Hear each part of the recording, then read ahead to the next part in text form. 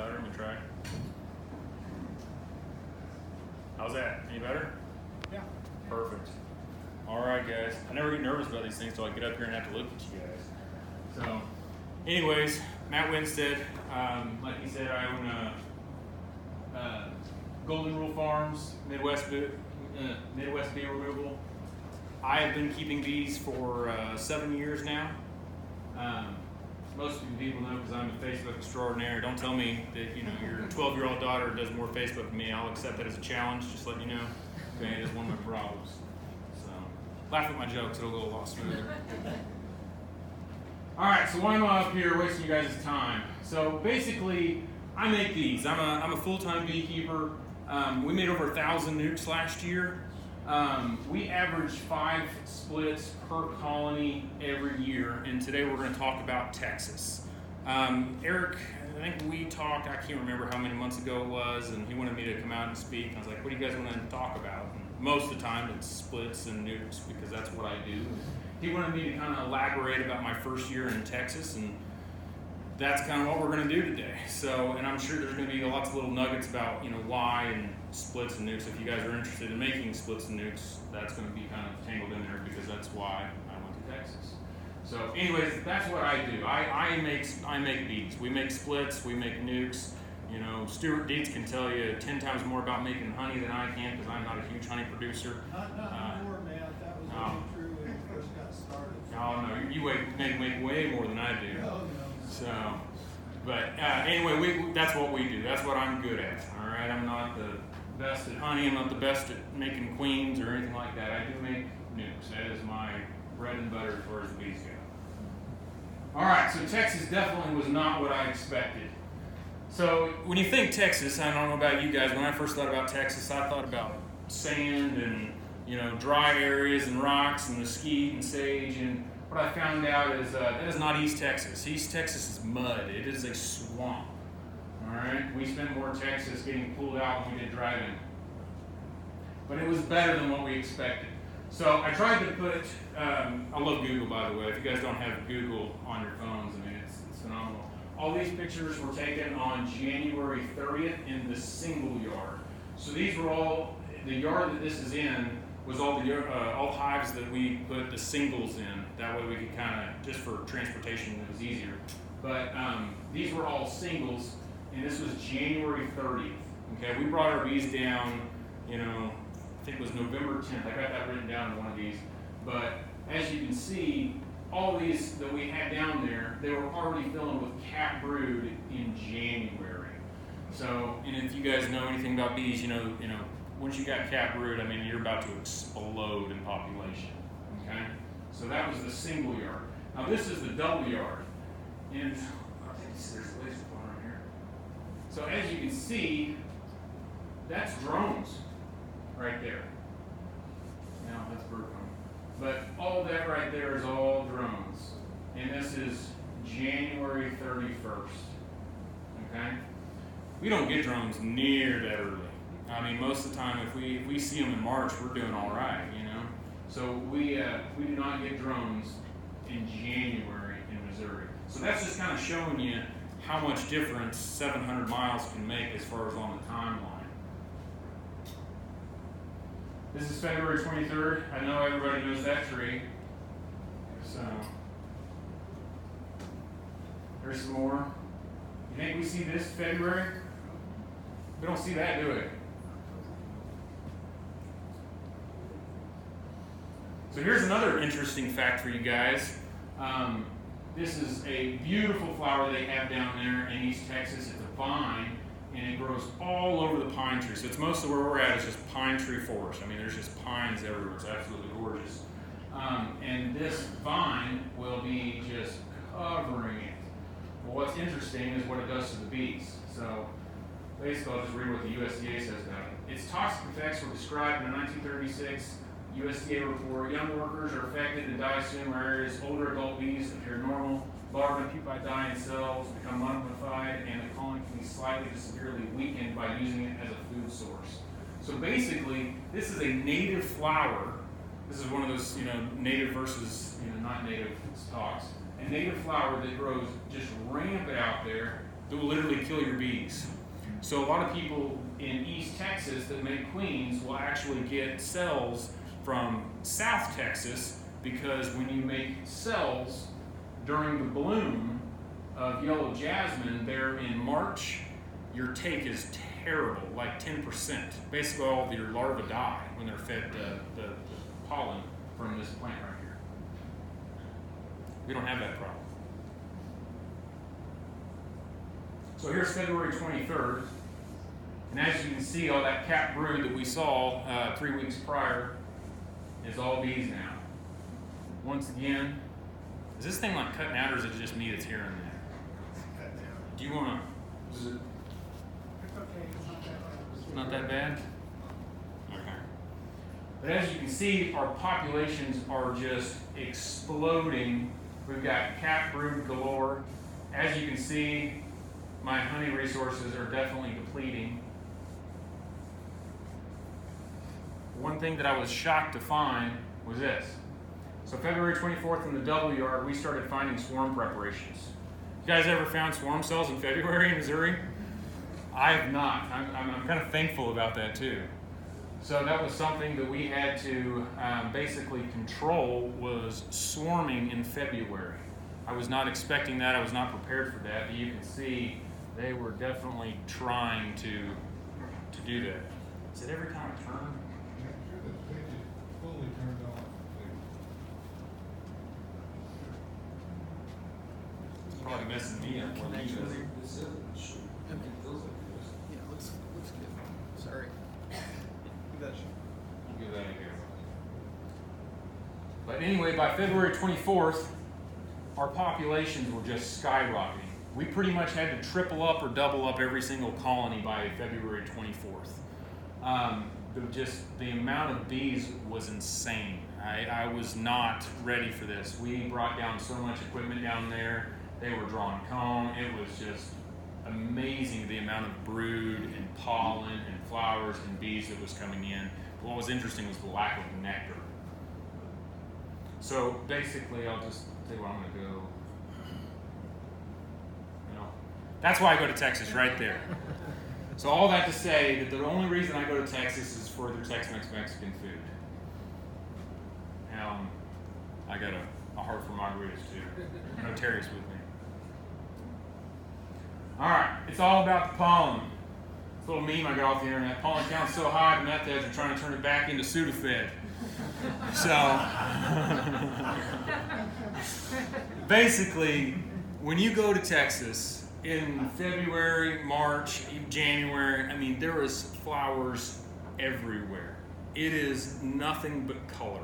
I mean, possibly some of you guys have seen the pictures they had of like the blue bonnet this year and how phenomenal that was, and they had the miles of that. I mean, they've got the crimson clover all over the side of the interstate, and that's like the red clover that's real tall. I mean, it is gorgeous down there. But the pollen is the biggest reason. In Texas, one thing that surprised me so much that we do not encounter here in Missouri. We do have a dearth. We do have times where there's no nectar being brought in, but we very seldomly have times where the colonies are just overflowing with brood, but there is zero nectar coming in.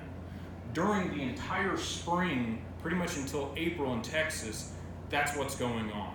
The bees, I mean, it is literally, they're like walking through sand going in the entrance because the pollen's just falling off their legs, but there is zero nectar being pulled in. We had to feed, we went through over 1,000 gallons of syrup, okay? We brought down a little over 100 hives. We're down 130 hives, all right? We went through over 1,000 gallons. We, in Texas, you always hear, you go to the South, it's so much easier to keep bees through the winter, blah, blah, blah. Wrong. Met way more challenges. We had hives that actually, I think we found a few, it was not very many, that starved out in a 2-week time frame when we were already feeding them 3 gallons a week. Every time we were there, we fed them at least 3 gallons to 5 gallons just to keep enough food for the next visit that we were going to be back in 2 to 3 weeks. And by the time we would come back, they would be completely dry. Now, the thing is, that pollen, I mean, it's super nutritious, it's super plentiful. We had some colonies that were 3 and 4 deeps high. The entire bottom deep was wall to wall with pollen. I've never seen that. I've never seen that in Missouri. I've seen several frames with pollen. I'll see old pollen that the bees haven't cleaned out, but I've never seen an entire, and I regret not taking pictures for you guys, I apologize. I've never seen an entire deep hive body completely plugged out with fresh, bright, red, yellow, just new pollen until I was in Texas. That is why I go to Texas. All right, so I don't go to Texas to escape our winters. That's the first thing, okay? I go to Texas for the pollen. Basically, you take all that pollen and you give it 2 extra months of growing season with that, super nutritious pollen that they have down in there. You have an explosion of bees. When you combine Missouri winters with Texas springs, you're going to have healthier bees, and that's why we did that. All right. So I still say I wintered my bees in Missouri. So here's what I mean when I say that. So when we moved our bees last year, it was November 10th. And I knew it was cold, but I had to look at the calendar. It was 16 degrees. We had wide open entrances, and we were going 75 miles an hour on the interstate with our bees. Did anybody's bees here in Missouri go through 75 miles an hour and 16 degrees? Mine did. I didn't lose any. Just letting you guys know. Cold rarely kills bees. I know that's probably making a few people's blood boil by me saying that. It's not the cold. So that's not why I left Missouri at all. All right? So with being in a warmer climate, you have more problems, okay? So when you have more brood, and that brood never shuts down, you have more mites, all right? Brood breaks are needed and important in controlling mites, so our winters give us an advantage in mite control.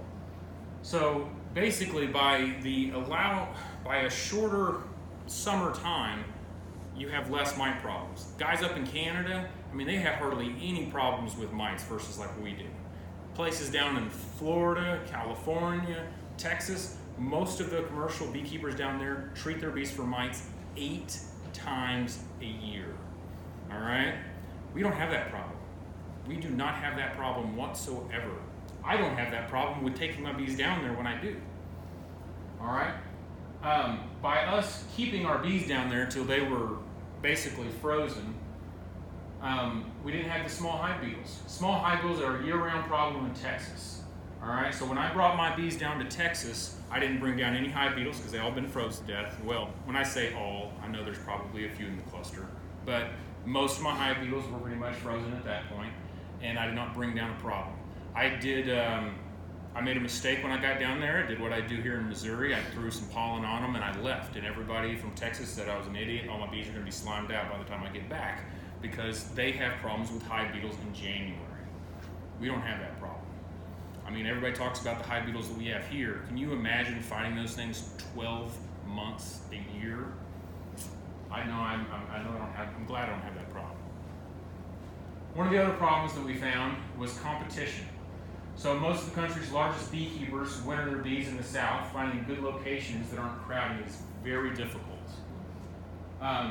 If you combine that, robbing. We lost several hives to robbing due to being close to another operation unknowingly. Our single yard, our weak yard, if you want to call it, our yard that we purposefully put miles away from our double yard. Come to find out, we put it like 400 yards away from a guy that dropped 400 colonies. And he dropped his, all his doubles and strongest. And we lost some hives. So basically, just like here, you don't want to sit there and put your bees right next to the road so everybody knows where they're at. But in the same breath, you're constantly fighting for good areas. They had several commercial operations. Livingston's tiny town. Population was 4,500, I think.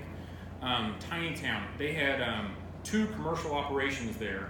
One of them ran 12,000 colonies, and the other one ran, I think he said, 8,500 colonies in one town of 4,500 people. You go to the next town of, say, 3,000 people, and it's the same way. It is extremely difficult to find an area where you don't have a guy parking a full semi-load or 2 semi-loads of bees at any time during the winter and spring. If you got one colony in your backyard and you just think that you can just feed your one colony, man, you better have that introducer even is at 110 degrees outside, because your neighbor just parked a full semi next to you. So it is definitely a challenge we do not face here. Rain. That was another big one.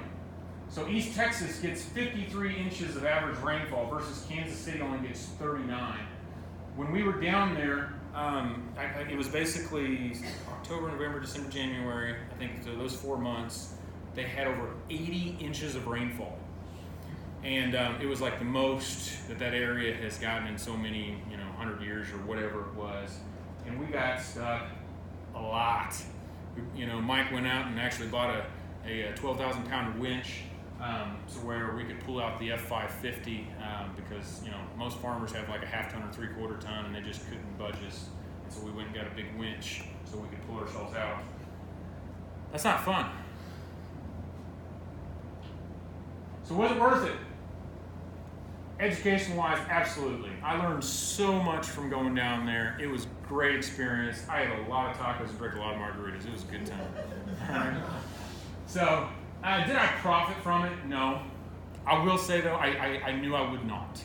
Anytime that you start a business and you are doing R&D and you're doing research and development, you cannot plan on making money from research and development. If that is your business strategy to make money from R&D, then you are wildly mistaken. But no, I did not make any money. I lost lots of money. I'll be paying on that for a while, actually. So hauling an entire operation across the country is very expensive. Education expensive, fuel, hotels, feed, et cetera, et cetera, et cetera. We still have roughly, I'm just going to say somewhere around the neighborhood of 500 Nukes, 4 IBC totes, and 500 hive bodies and maybe 200 lids in Texas now, and I've got no stinking time to get down there to get them back. Thank God I've got some good landowners out there that are not in my case about it. All right, will I go back? Absolutely. Absolutely. I've learned a lot. I'm going to change a lot of the things that I do, but I'm definitely going to go back. We're definitely scaling up our business. I'm shooting for the stars. We're growing, and so it's a scalability thing. You know what I mean? Does it make sense for you to make hamburgers in your kitchen and sell them for 99 cents? No, but McDonald's can make a profit at it. Same way with sending your bees to Texas. I got to send 1,000 colonies down there to really make money at it. But then at that point, it's profitable. I'm growing my business, and every advantage is necessary. Texas gives us an extra 2 months to raise bees and some really good Mexican food. I'm going to talk about that Mexican food a lot. All right. So show me the numbers. This is the show me state, right? So here's some of the numbers that I put down that might be interesting to you guys. So I took down roughly 130 colonies. Roughly 100 of those were worth splitting in the spring, just because when you're a nuke dealer, thing is when you buy packages, the queen being good is your responsibility. When you're a nuke seller, the responsibility of the queen being good is me. So I get left with a lot of things. That's why there was probably roughly 30 colonies that were just, they didn't build up. Anyways, we came back with over 500 mated nukes. We installed cells on March 11th. We had about a 75% mating success on queen cells. We made all our own queens down here. We fed over 1,000 gallons of syrup. I put almost 30,000 miles on my F550. We got one trailer stolen, and I still don't like the Dallas Cowboys. So, basically, that's just some of the numbers that we had down there.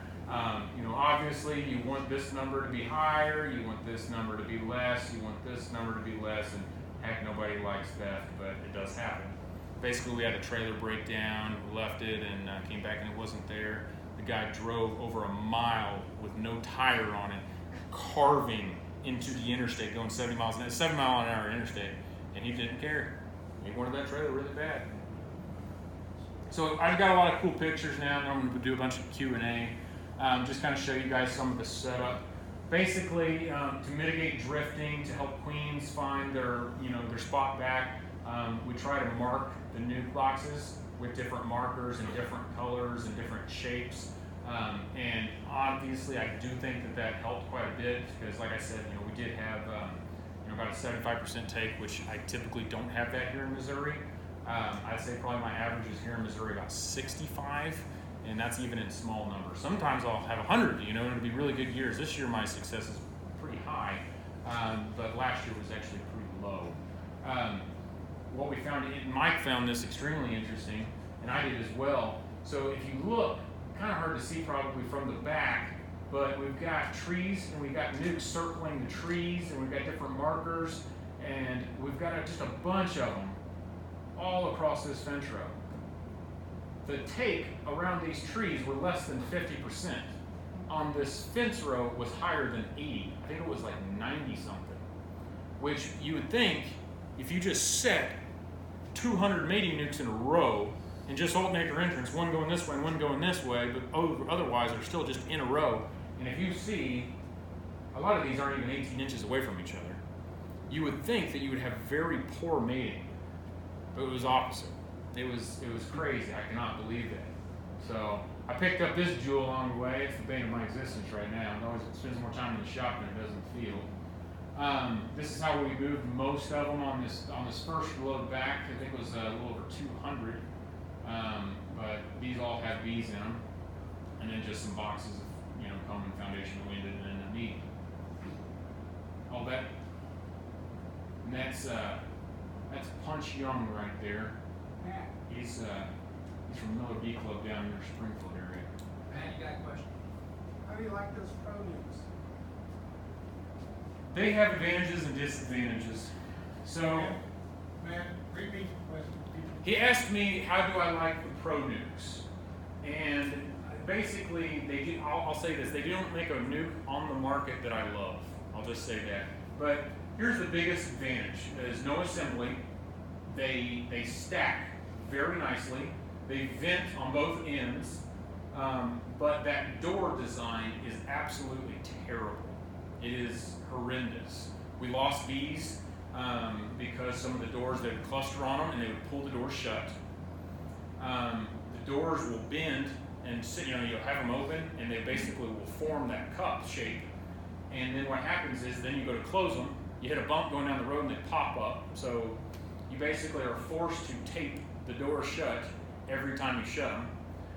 I do like the extra space. Some people talk about, they complain about the burr comb. When you make nukes, it is a big timing thing. It's hard to get every nuke on the same page.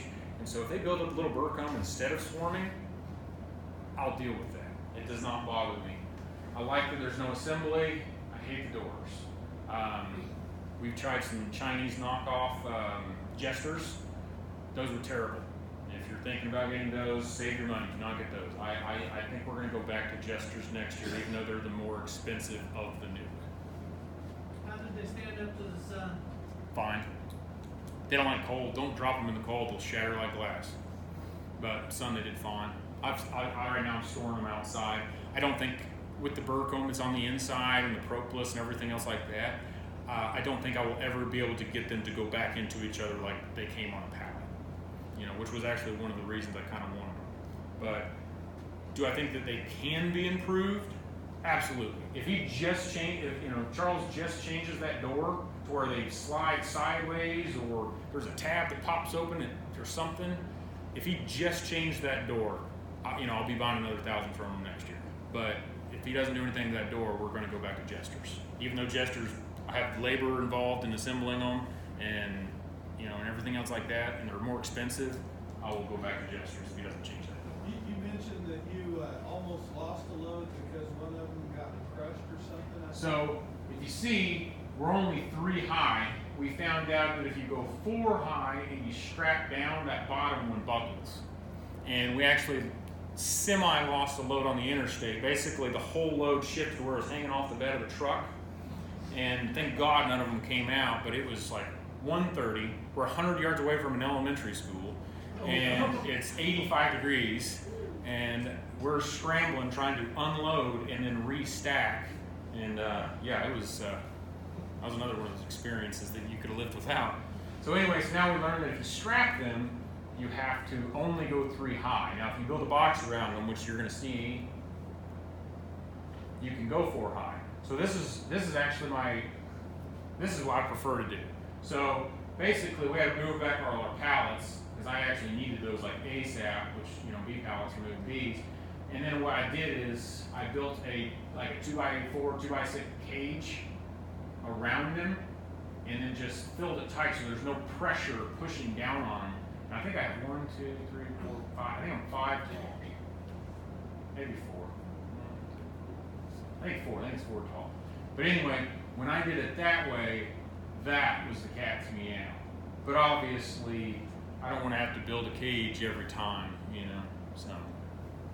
Ventilation worked all right. Oh yeah. So this is a mesh tarp, Okay. and we travel at night. When we're moving the live bees, that distance, and so they were fine. So anytime in transport, I will say anytime you transport bees, I don't care how far it is, you're going to lose a few, but overall, that was my favorite method. Did you ever think about pallet boxes? Pallet boxes. Fiberglass, 4-sided, 4-foot high, 4-foot wide. That would be a logistical nightmare when you got to move like 1,000 nukes. You know what I mean? Well, 500 back, because you're basically saying like almost like an IBC tote type deal without the tote in it. That would probably work. The problem would just be probably, for one, you got to pay for those. You got to ship them, you got to move them, and I think it would be rather difficult. This, all we did is we went and bought like 4 pieces of 2x6 and threw it together, kind of with some stuff that we had. I would have used hive bodies, honestly, just to make the end walls. It would have been pretty easy. But those would work. I know that some commercial guys, they just use a regular bee pallet and they put it on there, and then they use it's basically a mesh shrink wrap. It's shrink wrap that is mesh, and they will wrap them in that, and they've had pretty good luck with that. They lift it up and they go all the way to the pallet and everything, and they will load a semi with them, I think 3 or 4 tall, and they will do that. But we're actually probably not going to haul bees across the country in Nukes next year. We will probably do all in singles, and then when we get them back to Missouri, that's when we'll put them in a nuke box right before they go to the customer. Don't have to worry about bird comb. Don't have to worry about any of the problems. Just move them at night, leave the doors wide open, and just put them on a semi and send them home. So I could not have done this without help. All right, so this is Punch Young. This is Mike Emmer. He's actually here with me today.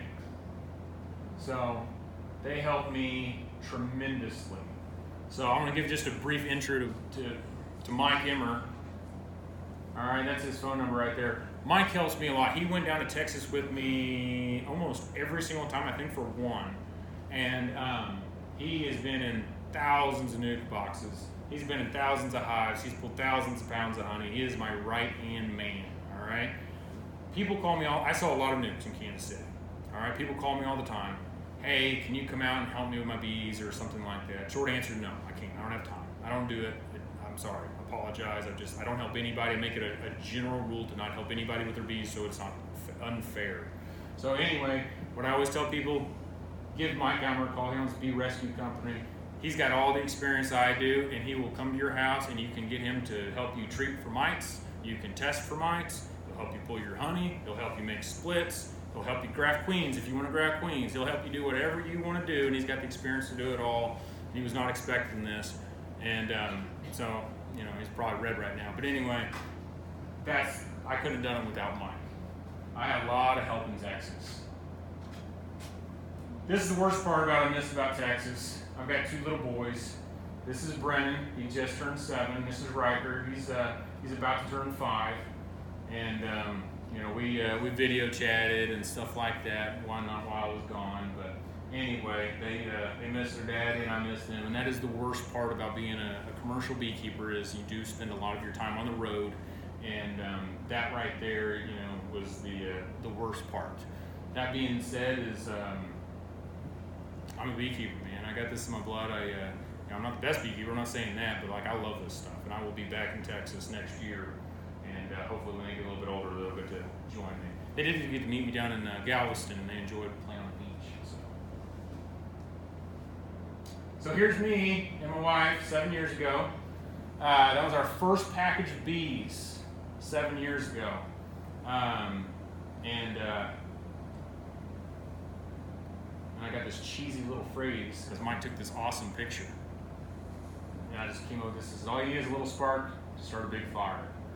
So basically, we went from that, which we promptly killed that winter, like every new beekeeper should, But I think we killed our bees for 3 years in a row. Man, we were crappy. We sucked. So everybody pays for education. Some people just do it smarter than others. But anyway, we started out with one hive, first generation. Dad didn't keep bees. Neighbor didn't keep bees. I didn't start working with a commercial operation. I just decided to bite off more than I can chew and just dive on in. And just kind of what I'm just trying to say with this little, all you need is a little spark to start a big fire is, if a dumb sheetrocker like me can have an operation that runs over 1,000 nukes a year and maintain, and runs multiple hundreds of colonies. Right now we're running somewhere between 300 and 400 production hives. If I can do this, you guys can keep your 10 hives alive and make 1,000 pounds of honey in your backyard pretty easily. So, but anyways, now I'm going to open up to Q&A. So you guys bombard me with all the, what was my favorite margarita in Texas questions and stuff like that. So, all right. Did you ever get your trailer back? No, I didn't. Oh, darn. Funny thing is, they even called me and they said, "Hey, did you ever find your trailer?" It's like, you called me to ask me that? Like, aren't you guys supposed to find it? You're the police. Oh, no. Anyway, no, I didn't. What do you find is the best way to treat for varroa mites? There is no best way to treat for varroa mites, is the short answer. So everything is specific to its situation, okay?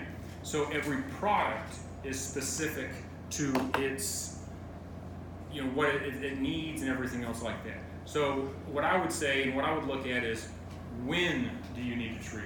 So it's like, do you need to treat your hives with, in fact, on the Missouri Beekeepers page, I posted a link the other day where you put in your information and it tells you which product is the best.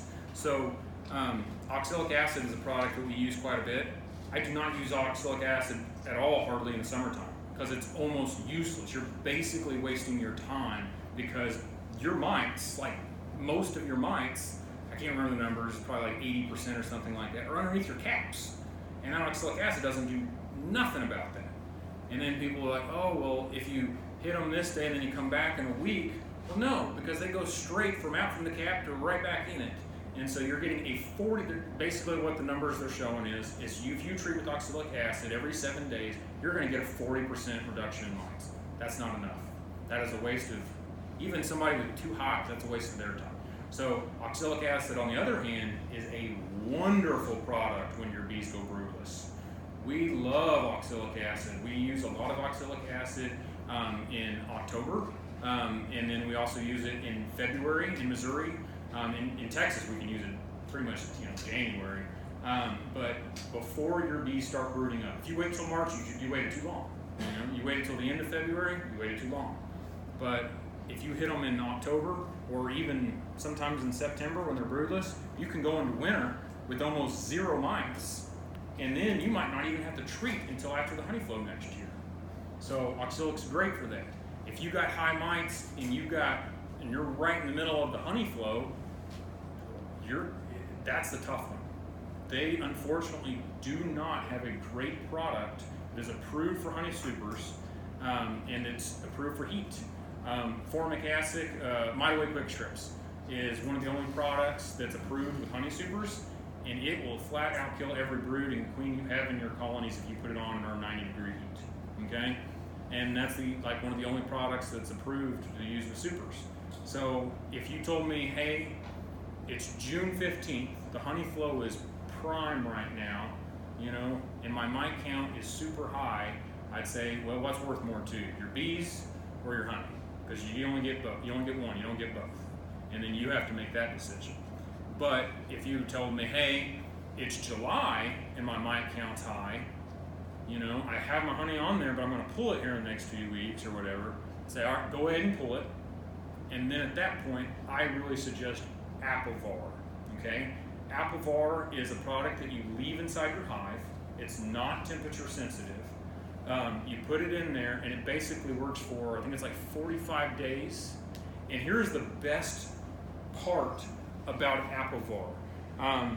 Since you leave it in there for so long, all the mite drifting that you have throughout the like late summer, it basically kills those incoming mites. Last year, after the honey flow, we decided to save a little money, because that's always a good idea. Make sure you save that money. And we were going to treat with Apigard, which is thymol, and basically use that in order to knock down the mites. Apivar is expensive when in a bigger operation. So we did that. We got our mite counts down in July. Everything was going peachy. Everything's great.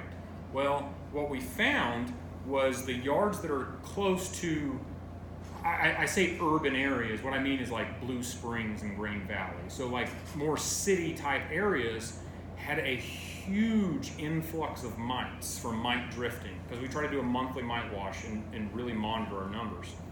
And so we went from having less than 1% mites to having between 5 and 18, or 5 to 8 to 10% mites in less than a month, okay? Mites cannot breed that fast. They do not breed that fast. That is impossible. That is 100% from basically treatment-free beekeepers and feral colonies and just bees that have a lot of mites drifting to yours, all right? So at that point, I had to pay for 2 treatments, and I hit them with Apivar and got my mites down. And last year, even with the commercial operation, even with all the stuff I had going on, we had 9% losses. Before, I would do quarterly mite tests, and we would treat the once or twice a year like everybody recommends, and we were running 30% losses. Last year, when I did the monthly mite washes, and that way you can tell exactly where your hive sits, none of this guessing, because I'm not smart enough to know what's going on. I'll admit it. I have to run the numbers. Doctors still take your thermometer. They can't tell you're sick by looking at you. So I take my mite washes, find out what's going on, and then I treat accordingly. So thymol is a great product if you don't have, Apigard is a great product, but it's just a short product. It's pretty easy on the queens. Apivar is great because it's not temperature sensitive. You can put it in any time, and it's long lasting. And so I really push, new beekeepers and stuff like that to really look at Apivar, because it is probably one of the better treatments on the market. Commercial guys, that's probably one of the #1 treatments that they use. It does have disadvantages. It is expensive. If you do leave it in your colonies and use it 100% of the time, you will develop, the mites will develop a resistance to that product. So it is good to mix up products, but it is a great product. So we do oxalic acid broodless, Apivar after our flow. That is what we do.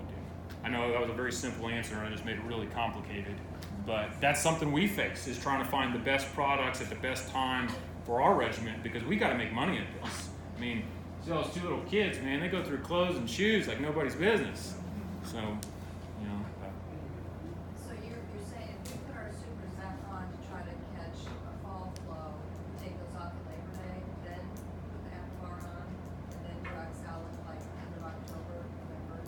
okay, so you can't use the Apivar at the same time as your honey supers. Right. We just So- went ahead and extracted and we put our supers back on. Okay, Because this is the first time we're gonna try to catch a later flow, Yep. summer flow. okay, And then we'll take off at Labor Day. okay. So at that point, When are you going to put them back on? You're going to put on it at Labor Day is what you're saying? no. They're put on now. They're We put on already now? extracted last weekend, we put the super back on. Okay, So we're trying to get fall honey yeah, right now. So we'll extract them, take off the supers Labor Day, and then we can try to do the Apivar and. yeah. So, I mean, and if it's late enough, I mean, you might go into the time when you're broodless, but I'll be honest, I'll just let your mite counts be your guide.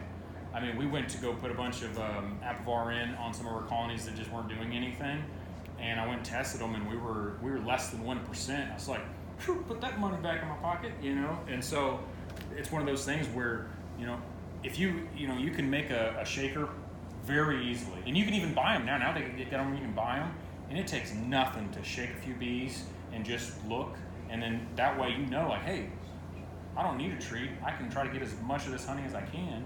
Because obviously, it is something you're adding on to your hive. It does kind of affect things, I'm sure. I mean, I've got pictures. I know that I've got apivar strips with 100% brood all the way around, and it looks phenomenal. But it's like if I don't want to add things that I have to pay for that might change, stuff going on inside unless I absolutely have to. So, even in a commercial operation, we don't just treat to treat. We treat because we need to treat. So I would let that be your guide.